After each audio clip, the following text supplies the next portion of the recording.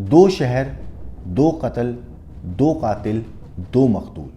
मगर इन दोनों केसेस में कोई भी समानता है नहीं। दोनों केसेस अलग अलग शहरों के हैं, मरने वाले दोनों अलग अलग लोग हैं, कातिल भी दोनों केसेस में अलग अलग हैं। इन दोनों केसेस का वैसे तो आपस में कोई कनेक्शन है नहीं, सिवाय एक बात के, और वो ये कि दोनों केसेस में जो मेन गुनाह की वजह बनी, जो मेन अपराध की वजह बनी, वो थी शादी। नमस्कार, मेरा नाम है मोहम्मद आसिम और आप देख रहे हैं क्राइम टाइम।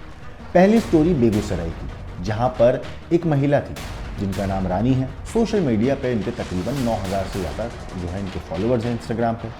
इनको अपने डांस करते हुए वीडियो बनाना बहुत पसंद है। महिला अक्सर अपने डांस करते हुए वीडियो बनाकर अपने इंस्टाग्राम अकाउंट पर अपलोड करती थी, जिनके लोग जिसे देख के काफ़ी पसंद भी करते थे, कमेंट्स भी करते थे।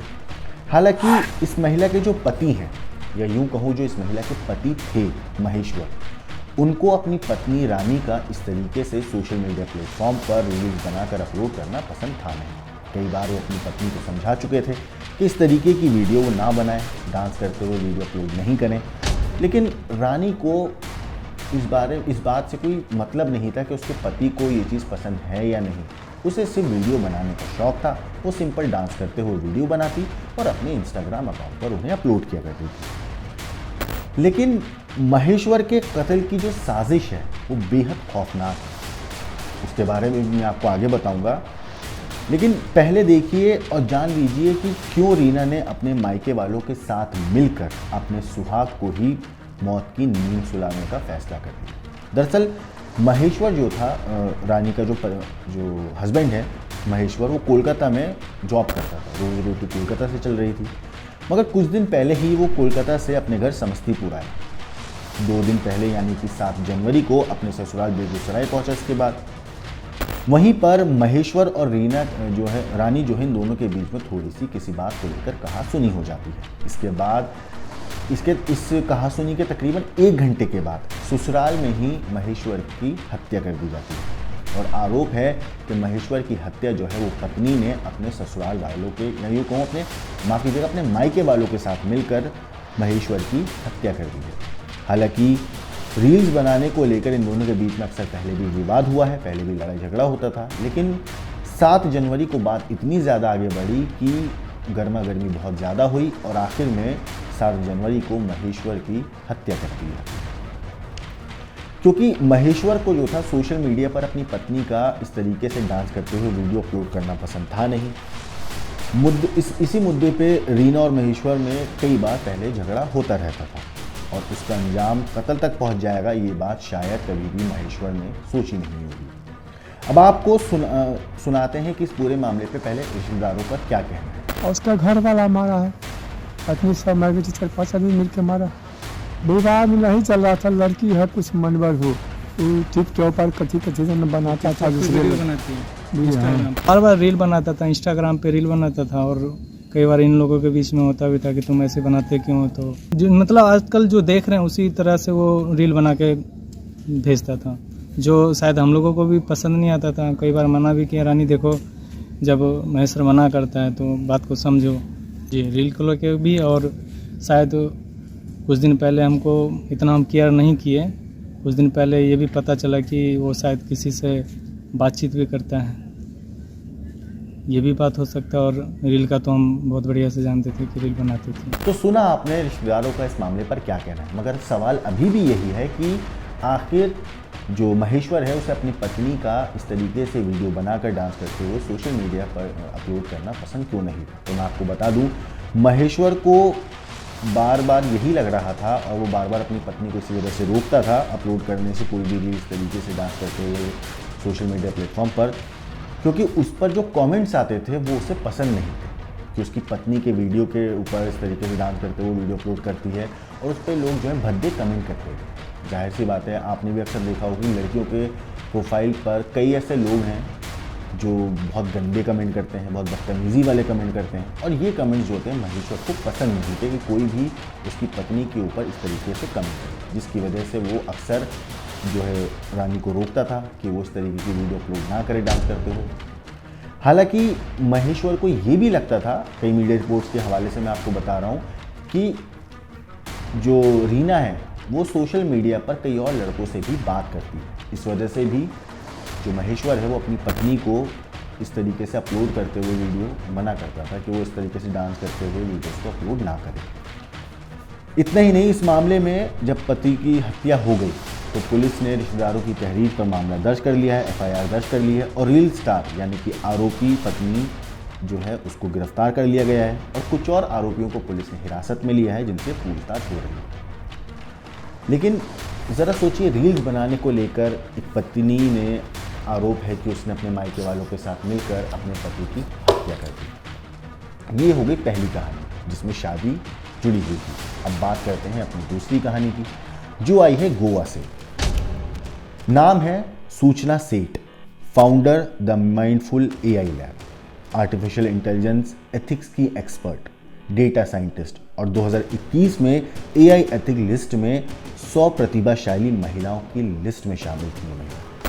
लेकिन इतनी पढ़ी लिखी महिला ने एक ऐसे अपराध को अंजाम दिया जिसके बारे में कोई सोच भी नहीं सकता कि कोई माँ अपनी सगी औलाद के साथ, वो भी 4 साल के मासूम बच्चे के साथ इतनी बेरहमी से इतना बड़े अपराध को अंजाम दे रही है। दरअसल इस तस्वीर में सूचना सेठ की गोद में जो बच्चा है, हालांकि मैं उसकी तस्वीर भी आपको नहीं दिखा सकता हूं, लेकिन दावा है कि स्टार्टअप की सीईओ सूचना सेठ ने इस बच्चे को मार दिया है और फिर अपने बेटे का कत्ल करके गोवा से बेंगलुरु के लिए ये मैडम निकली। सूचना सेठ को पुलिस ने वैसे तो गिरफ्तार कर लिया है, लेकिन उससे पहले की कहानी जो है वो आपको जब मैं आपको बताऊंगा तो वाकई आपको भी पैरों तले ज़मीन खिसक जाएगी कि एक माँ इतनी बेरहमी से और इतनी शातिराना तरीके से अपनी सगी औलाद को कैसे मार सकती है। तो artificial intelligence ethics expert, data scientist, startup company mindful AI lab की फाउंडर और सीईओ 39 साल की सूचना सेठ अपनी 4 साल के बेटे के साथ 6 जनवरी को बेंगलुरु से गोवा के लिए उड़ान भरती हैं और गोवा एयरपोर्ट पर उतरने के बाद वो वहाँ से सीधा कैंडोलिम इलाके में मौजूद सॉल बनियान ग्रैंड होटल में चेक इन करती हैं। होटल की बुकिंग पहले से उन्होंने एडवांस में कर रखी थी। रिसेप्शन बाकायदा वो अपना आईडी कार्ड दिखाती हैं और उसके बाद 6, 7 और 8 जनवरी को सूचना अपने बेटे के साथ गोवा के अलग अलग इलाकों में घूमती हैं। अब तक सब कुछ ठीक था, नॉर्मल माँ बेटे वेकेशन करते हैं, मगर फिर तभी 8 जनवरी की रात करीब 10 बजे सूचना होटल के रिसेप्शन पर फ़ोन करके बेंगलुरु के लिए एक कैब बुक करने को कहती है। होटल के ट्रैवल डेस्क को सूचना जब ये मिलती है कि सूचना की ये बात पता चलती है कि उन्हें एक कैब बुक करनी है जो गोवा से बेंगलुरु उनको लेकर जाए, तो ये बात उन्हें थोड़ी सी अजीब लगती है।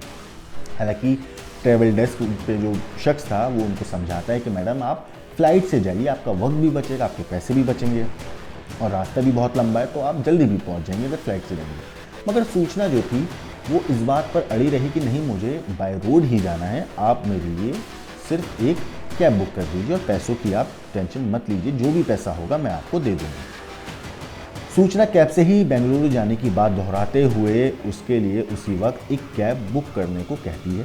साथ ही ये भी कहती है कि पैसों की चिंता ना करें, जो भी किराया होगा वो दे देंगे। अब रात 8 जनवरी से 9 जनवरी में दाखिल हो चुकी थी, यानी कि 12 रात के बज चुके थे। 8 और 9 जनवरी की दरमियानी रात थी। रात के करीब 11 बजे के आसपास एक इनोवा गाड़ी होटल तक पहुंचती है और सूचना जो है रिसेप्शन पर आकर जो उनका बकाया था, जो बिल था होटल का, वो चुकाती हैं और अपना वहाँ पे आराम से चेकआउट कर लेती हैं। चेकआउट करने के बाद एक बैग को वो अपने होटल के कमरे से लेकर आती हैं और उसके बाद उसको अपनी बाहर खड़ी गाड़ी जो इनोवा थी, टैक्सी आई थी, कैब आई थी, उसके अंदर वो रखती हैं और उसके बाद उसमें बैठ जाती हैं, जिसके बाद वो कैब उन्हें होटल से लेकर बेंगलुरु के लिए निकल जाती है। कार अब गोवा से बेंगलुरु के लिए रवाना हो चुकी थी, मगर सूचना के जाने के बाद एक अजीब बात होती है। जैसे कि आमतौर पर होता है, कोई भी गेस्ट होटल में आता है तो उसके जाने के बाद होटल जो स्टाफ होता है वो उसको साफ़ करता है, झाड़ू पोछा करता है, क्लीन करता है, ताकि दोबारा जो गेस्ट हैं वो आए तो उनको एक कमरा शानदार और साफ़ सुथरे माहौल में एक अच्छी कंडीशन में मिले। छोटे मोटे अगर कुछ गंदगी हो तो उसे साफ कर दिया जाता है, बेडशीट वगैरह नॉर्मल चीज़ें, जो एक रूटीन होता है होटल के कमरों का, वो पूरा किया जाता है। लेकिन चेकआउट करने के बाद जब वो होटल छोड़ रही थी तब उनके पास सिर्फ एक बैग था, बेटा नहीं था। ये बात होटल वालों को पता थी, उनके बात दिमाग में थी कि जब महिला आई थी तब महिला अपने साथ महिला के साथ एक उनका बेटा भी था, लेकिन जब महिला गई है तो उनके साथ बेटा नहीं था। हालांकि उस वक्त होटल के जो कर्मचारी थे उन्होंने इस बात पर ज़्यादा ध्यान दिया नहीं। अब गोवा से बेंगलुरु की जो दूरी है वो है 550 किलोमीटर से भी ज़्यादा। अब सड़क के रास्ते अगर सफ़र तय किया जाता है तो तकरीबन 10 से 10:30 11 घंटे लगते हैं।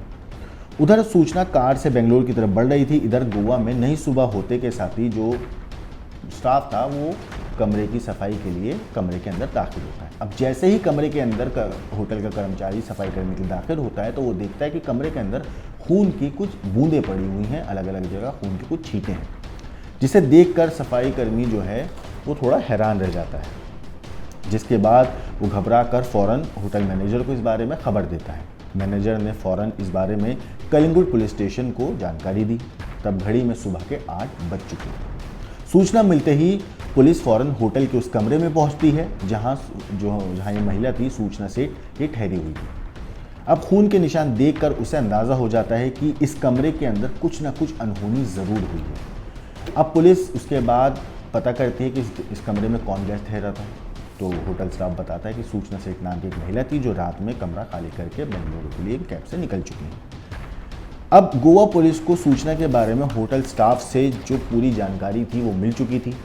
न सिर्फ जानकारी मांगते हैं बल्कि पुलिस वाले बाद में ये भी होटल के जो सीसीटीवी फुटेज हैं वो भी खंगालते हैं। तभी पुलिस को सूचना के 4 साल के अपने बच्चे के साथ बेंगलुरु से गोवा आने और रात 1 बजे कैब से वापस जाने की पूरी जानकारी उनके सामने आती है। पुलिस भी फ्लाइट के बजाय सूचना के इस तरीके से अचानक रात में 1 बजे कैब से जाने के जो फैसला था उस पर थोड़ा सा उन्हें भी सोचने पर मजबूर होना पड़ता है कि आखिर माजरा है कि इस तरीके से एक महिला इतना लंबा सफ़र तय करके जाना चाहती है, वो भी अकेली कैब से। बहरहाल जब होटल के स्टाफ और सीसीटीवी कैमरे से ये पता चलता है कि महिला आई तो एक बच्चे के साथ थी मगर लौटी अकेले, तब सवाल ये था कि 4 साल का बच्चा जो आया था महिला के साथ वो कहाँ है।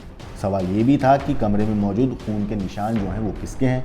पुलिस ने फ़ौरन अपना दिमाग लगाया और होटल के ट्रैवल डेस्क से उस ट्रैवल एजेंसी का नंबर लिया जिसने सूचने के लिए इनोवा गाड़ी को बुक की थी। अब कार के ड्राइवर का नंबर गोवा पुलिस के पास था। गोवा पुलिस ने कार के ड्राइवर को फ़ोन किया और उससे बोला कि जो तुम्हारी कार में मैडम बैठी हुई है उनको फ़ोन दो, उनसे कुछ बात करनी है। सूचना सेठ के पास फ़ोन देता है ड्राइवर, तो पुलिस उनसे पूछती है कि मैडम आपका जो बेटा आपके साथ आया था वो कहाँ है। अब सूचना बड़े आराम से बिल्कुल कूल माइंड होकर शांति से पुलिस को जवाब देती है कि उसका जो बेटा है वहीं गोवा में किसी रिश्तेदार के पास है और वो कुछ दिन के बाद लौटेगा। इतना ही नहीं, वो रिश्तेदार का पता भी पुलिस को दे देती हैं। गोवा पुलिस ने उस टाइम पे गोवा पुलिस को लगता है, क्योंकि महिला इतनी कॉन्फिडेंस से बोल रही है, कि शायद इन्हीं को कुछ गलतफहमी हुई होगी, ऐसा कुछ अनहोनी हुई नहीं। फिर भी पुलिस ने सिर्फ एक चेकिंग के लिए ही पुलिस की एक अपनी टीम को उस पते पर भेजा जहां पर सूचना सेठ ने पुलिस को बोला था कि उन्होंने अपने बेटे को रिश्तेदार के छोड़ा है। मगर पूरा इलाका पुलिस की उस टीम ने छान मारा, लेकिन वो एड्रेस पुलिस को मिलता ही नहीं। अब या तो सूचना का दिया पता फर्जी है, या फिर दाल में कुछ काला है, या फिर हो सकता है कि कुछ और ही कहानी। अब पुलिस कश्मकश में तो थी ही। अब गोवा पुलिस को लगा कि मामला गड़बड़ तो है ही, कहीं ना कहीं कुछ तो बात है जो छुप रही है, जो वो समझ नहीं पा रहे। लिहाजा उन्होंने तुरंत पुलिस ने दोबारा से कैब ड्राइवर को फ़ोन किया जिसमें सूचना बैठी हुई थी, जिसमें इनोवा कार में वो होटल से निकली थी। उसी कैब के ड्राइवर को दोबारा से फ़ोन किया जाता है। पुलिस ने कोंकणी भाषा में, जो गोवा की लोकल लैंग्वेज है, उस भाषा में ड्राइवर को कहा कि जैसे ही तुम्हें अपने करीब कोई पुलिस स्टेशन दिखाई दे फ़ौरन गाड़ी को वहाँ ले जाना, इसके बाद वापस फ़ोन करना। तब कैब जो है बेंगलुरु से करीब 200 किलोमीटर पहले कर्नाटक के ही चित्रदुर्ग इलाके से गुजर रही थी। इस दौरान ड्राइवर की नज़र चित्रदुर्ग में ही मौजूद आईमंगला पुलिस स्टेशन पर पड़ी। उसने फ़ौरन गाड़ी को पुलिस स्टेशन में घुसा दिया। इससे पहले कि सूचना सेठ कुछ समझ पाती, ड्राइवर ने गोवा पुलिस की बात आईमंगला पुलिस स्टेशन में मौजूद पुलिसकर्मियों को करार डाली, जिसके बाद गोवा पुलिस ने उनसे बात करी और उसके बाद पूरा मामला उनको समझाया। सारी बात बताते हुए सूचना और उसके सामान की तलाशी लेने की पुलिस ने रिक्वेस्ट करी। इसके बाद कर्नाटक पुलिस इनोवा कार में रखे उस बड़े बैग की तलाशी लेती है। जब वो उसे खोलती है तो ऊपर की साइड बैग के अंदर कुछ नॉर्मल कपड़े रखे थे, मगर जैसे ही पुलिस उन कपड़ों को हटाकर बैग की तह में देखती है तो उसके अंदर 4 साल के उस मासूम बच्चे की लाश पड़ी हुई थी। पुलिस देखते के साथ ही वो भी एकदम सकते में आ गई थी कि आखिर ये चीज़ है क्या। एक महिला के बैग में इस तरीके से लाश मिलना, अचानक एक ड्राइवर अचानक गाड़ी लेके पुलिस स्टेशन में दाखिल होता है, गोवा पुलिस बात करती है, पुलिस तलाशी लेती है और फिर उसके बाद एक लाश बच्चे की उस बैग में से निकलती है। इसके बाद गोवा पुलिस की एक टीम आयंगमंगला पुलिस स्टेशन के लिए रवाना हो जाती है और उसके बाद वहाँ से जो ट्रांजिट रिमांड पर सूचना सेठ को अपने साथ गोवा लेकर आ जाती है, जहाँ उसे रिमांड पर लेकर पूछताछ की जाती है। वैसे बेटे को दावा है कि उसकी मां सूचना सेठ ने गला दबाकर मार डाला है, मगर आखिर वजह क्या थी इसके पीछे?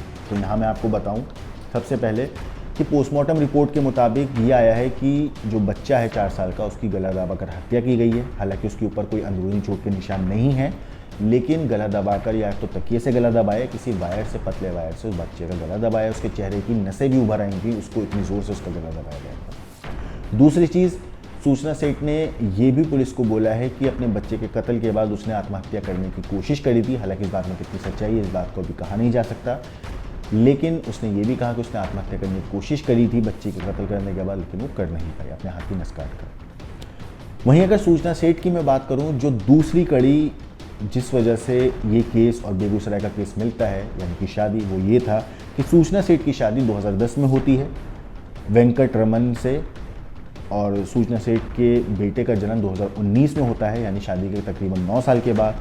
2020 में सूचना का पति से तलाक हो जाता है। कोर्ट ने कहा था कि हर हफ्ते रविवार को बेटा पिता से मिल सकता है, लेकिन दावा है कि अलग हो चुके पति से बेटा ना मिले, इसी वजह से सूचना ने अपने बेटे को मार डाला। इसने जब अपने बेटे को मारा होगा तब वो माँ चिल्ला रहा होगा, वो तड़प रहा होगा, लेकिन ज़रा सोचिए, जिस माँ ने उस बच्चे को पैदा किया, 9 महीने कोख में रखा, उसी माँ ने अपनी औलाद को तड़पा कर बेरहमी से गला घोट कर उसकी हत्या कर दी। उसके बावजूद भी इस माँ का दिल नहीं पसीजा होगा जब वो मासूम मरने से पहले अपने हाथ पर झटक रहा होगा।